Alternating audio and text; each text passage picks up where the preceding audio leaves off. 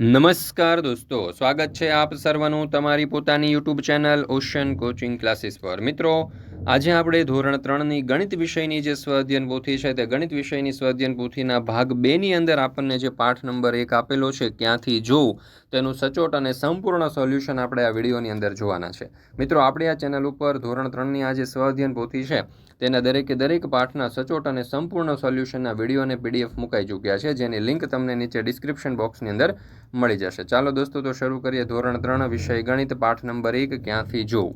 એમાં પ્રશ્ન નંબર 1, નીચે આપેલા ચિત્રોને આ સ્થિતિમાં જોવા માટે તમારે ક્યાંથી જોવું પડશે? લાગુ પડતા શબ્દની બાજુમાં ગોળ કરો। ચાલો, બસને આ પ્રમાણે જોયું હોય તો સામેથી જોવી પડશે, કીબોર્ડને આ રીતે જોવું હોય તો ઉપરથી જોવું પડશે। ત્યાર પછી ત્રીજું, ખુરશીને તમને જે ચિત્ર આપ્યું છે એ પ્રમાણે જોવા માટે બાજુએથી જોવું પડશે અને કુકરને તમારે બાજુએથી જોવું પડશે। ત્યાર પછી વિમાનને આ પ્રમાણે જોવા માટે નીચેથી જોવું પડશે, ગુલાબને સામેથી જોવું પડશે, ત્યાર પછી પંખાને સામેથી જોવો પડશે, ખાટલો જે છે એને સામેથી જોવો પડશે અને પંખાને નીચેથી જોવો પડશે। ચાલો મિત્રો, આપણે આગળ વધીએ એના પહેલાં તમારા માટે ખાસ મહત્ત્વની સૂચના કે ધોરણ 3થી 10ની નવી સ્વઅધ્યયન પોથી 2025-26ની આવી ચૂકી છે અને આ નવી સ્વઅધ્યયન પોથીના દરેક પાઠના સચોટ અને સંપૂર્ણ સોલ્યુશનના વિડીયો અને પીડીએફ આપણી ચેનલ ઉપર મુકાઈ ચૂક્યા છે। આ વિડીયો અને પીડીએફનો અભ્યાસ કરવા માટેની લિંક તમને નીચે ડિસ્ક્રિપ્શન બોક્સની અંદર મળી જશે, તો જરૂરથી તેનો અભ્યાસ કરી લેજો। સાથે સાથે આપણા વોટ્સઅપ પર પણ આ પીડીએફ મુકાઈ ચૂકી છે, તો વોટ્સઅપ પર પણ તમે પીડીએફ મેળવી શકો છો અને વોટ્સઅપ પર પીડીએફ મેળવવા માટેનો નંબર છે 7046222254 અથવા તો આપણી એપ્લિકેશનનું નામ છે ઓશન કોચિંગ ક્લાસીસ। આ એપ્લિકેશન ડાઉનલોડ કરી અહીંયાથી પણ તમે આ સોલ્યુશનની પીડીએફનો અભ્યાસ કરી શકો છો। ત્યાર પછી છે પ્રશ્ન નંબર 2, નીચે આપેલા બિંદુઓની ગોઠવણીનો ઉપયોગ કરી પોતાની મનપસંદ ડિઝાઇન દોરો। તો મિત્રો, અહીંયા તમે જોઈ શકો છો આપણે એક મંદિર, ત્યાર પછી એક વૃક્ષ, હોડી વગેરે જેવા અહીંયા આકારો આપણે દોરેલા છે। ત્યાર પછી પ્રશ્ન નંબર 3માં કહ્યું છે કે નીચે આપેલ બિંદુઓને ગોઠવણીનો ઉપયોગ કરી ચોરસ અને લંબચોરસ દોરો। તો અહીંયા આપણે જોઈ શકો છો કે વિવિધ આકારના ચોરસ અને લંબચોરસ દોરેલા છે। ત્યાર પછી છે પ્રશ્ન નંબર 4, નીચે આપેલા બિંદુઓની ગોઠવણીનો ઉપયોગ કરીને નીચેની વસ્તુઓના ચિત્ર દોરો।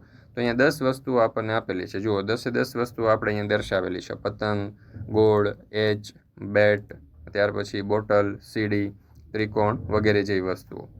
ત્યાર પછી છે પ્રશ્ન નંબર 5, નીચે આપેલી વસ્તુઓને ટપકાવાળી રેખા વડે દરેક ચિત્રનો અડધો ભાગ દર્પણમાં જોતા બરાબર તેના જેવો જ દેખાય છે કે કેમ? જો બરાબર તેના જેવો જ દેખાય તો તેના ખાનામાં ખરાની નિશાની કરો।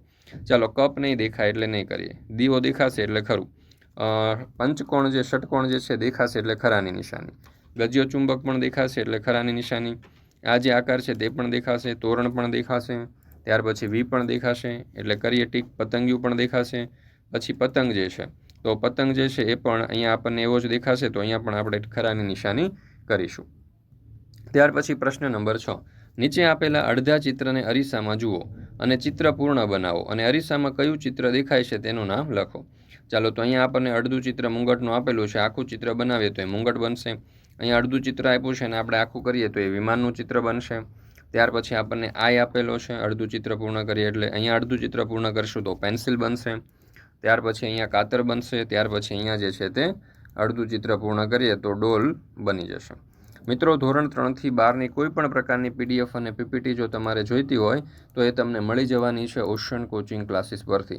ધોરણ 3થી 12ની કોઈ પણ પ્રકારની પીડીએફ અને પીપીટી તમે તમારા વોટ્સઅપ પર પણ મેળવી શકો છો અને વોટ્સઅપ પર પીડીએફ અથવા તો પીપીટી મેળવવા માટે સંપર્ક કરો 7046222254 નંબર ઉપર, અથવા તો આપણી એપ્લિકેશનનું નામ છે ઓશન કોચિંગ ક્લાસીસ। આ એપ્લિકેશન ડાઉનલોડ કરી અહીંયાથી પણ તમે આ સોલ્યુશનની પીડીએફ મેળવી શકો છો। ત્યાર પછી છે પ્રશ્ન નંબર 7, નીચે આપેલા અડધા ચિત્રના બીજા ભાગ દોરો। ચાલો, તો અહીંયા એ, તો આવો અડધો ભાગ આ રીતે આવશે બાજુમાં। ત્યાર પછી છે 8, તો આ બાજુ અડધો ભાગ આ રીતે દોરી શકાય, શર્ટ, વૃક્ષ અને ઘરના અડધા ભાગો આપણે અહીંયા દર્શાવેલા છે। ત્યાર પછી છે પ્રશ્ન નંબર 8, આપેલા ચિત્ર મુજબ રંગીન કાગળમાંથી મોહરા બનાવીને ચોંટાડો।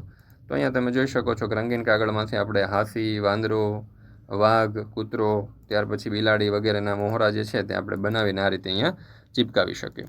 તો મિત્રો, અહીંયા આપણે આ ધોરણ 3ના ગણિત વિષયનો પાઠ નંબર 1 જે છે સ્વઅધ્યયન પોથીનો તે પૂર્ણ કરીએ છીએ। ફરી મળીશું મિત્રો આપણે ધોરણ 3ની ગણિત વિષયની સ્વઅધ્યયન પોથીના પ્રકરણ નંબર 2ના સચોટ અને સંપૂર્ણ સોલ્યુશન સાથે। મિત્રો, આપણી આ ચેનલ ઉપર ધોરણ 3ની દરેક જે સ્વઅધ્યયન પોથીઓ છે તેના દરેક ભાગના, દરેક પાઠના અને દરેક વિષયના સોલ્યુશનના વિડીયો અને પીડીએફ મુકાઈ ચૂક્યા છે. તો જરૂરથી આ વિડીયો અને પીડીએફનો અભ્યાસ કરી લેજો. તમારી પરીક્ષાની તૈયારી માટે અને સ્વ અધ્યયન પોથીના સોલ્યુશન માટે દોસ્તો તમને ખૂબ એટલે ખૂબ જ ઉપયોગી થશે.